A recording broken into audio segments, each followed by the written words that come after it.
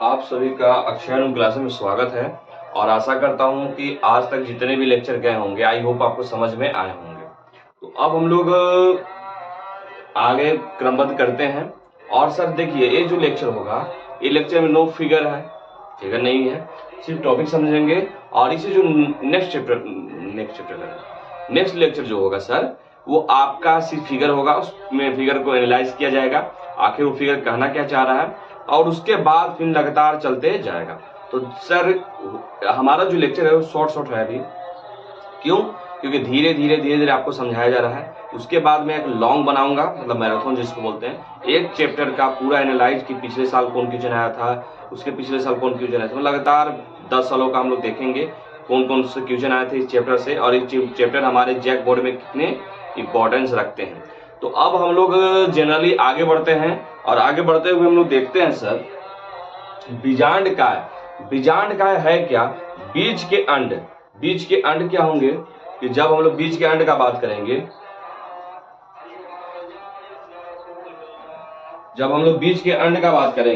तो बीज के अंड मतलब होता है छोटे आकार में। कैसे होंगे सर? छोटे होंगे। और ये जो बीज के अंड होंगे वो ही आगे चल के एक शरीर का निर्माण करेंगे, जिसको लोग क्या बोलते हैं? बीजांड काय। क्या बोलते हैं सर? बीजांड काय।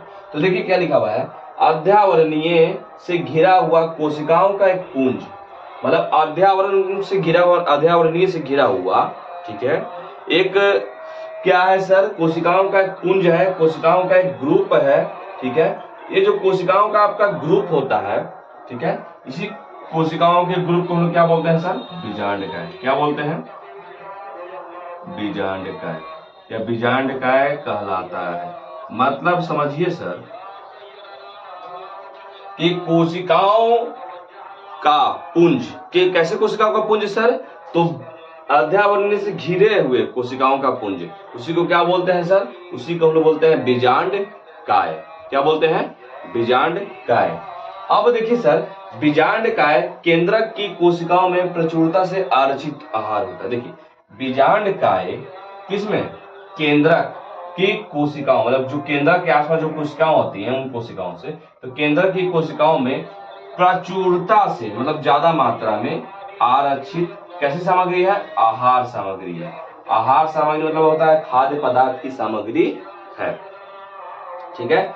बीजांड काय भ्रूण कोश या मादा युग्मकोभिद बीजांड काय में स्थित होता है। मतलब देखिए बीजांड काय भ्रूण कोश या मादा युग्मकोभिद, ठीक है, या तो बीजांड काय भ्रूण कोश में या मादा युग्मकोभिद बीजांड काय में स्थित होता है। जैसे देखिए बीजांड काय कहाँ? भ्रूण कोश में, या मादा जो युग्मकोभिद है वो बीजांड काय में स्थित होते हैं। एक बीजांड में, किसमें? एक बीजांड में सामान्यतः एक अकेला भ्रूण कोश होता है। मतलब जब भी एक बीजांड का बात आएगा तो हमेशा देखिए ध्यान से, एक ही भ्रूण कोश होंगे जो गुरु बीजाणु से निर्मित होता है। किससे निर्मित होता है?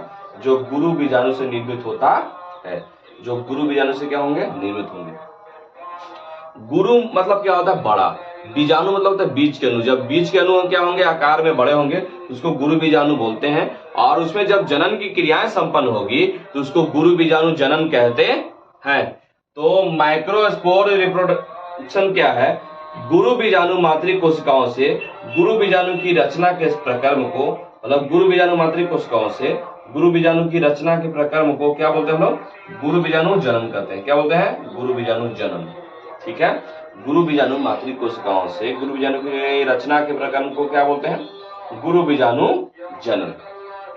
अब देखिए सर, गुरु बीजाणु जो होते हैं, गुरु बीजाणु मातृ कोशिका अर्धसूत्री विभाजन से गुजरती है। मतलब गुरु बीजाणु में जो मातृ कोशिका होती है उनमें कौन सा विभाजन होता है? अर्धसूत्री। अर्धसूत्री मतलब होता है हाफ एंड हाफ, ठीक है। जैसे मान लीजिए कि ये कोई अंड है, आधा कर दिया, इसको बोलते हैं अर्धसूत्री विभाजन। क्या बोलते हैं? अर्धसूत्री विभाजन।